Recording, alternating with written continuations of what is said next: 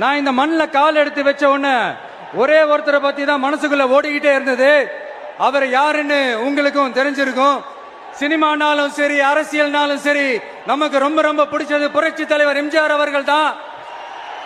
அவரோட பழகிறதுக்கு எனக்கு வாய்ப்பு கிடைக்கல. ஆனா அவரை மாதிரியே குணம் கொண்ட என்னுடைய அண்ணன் புரட்சி கலைஞர் கேப்டன் விஜயகாந்த் அவர்களோட பழகிறதுக்கு எனக்கு நிறையவே வாய்ப்பு கிடைச்சது. அவரும் இந்த மதுரை மண்ணை சேர்ந்தவர் தானே, அவரை மறக்க முடியுமா?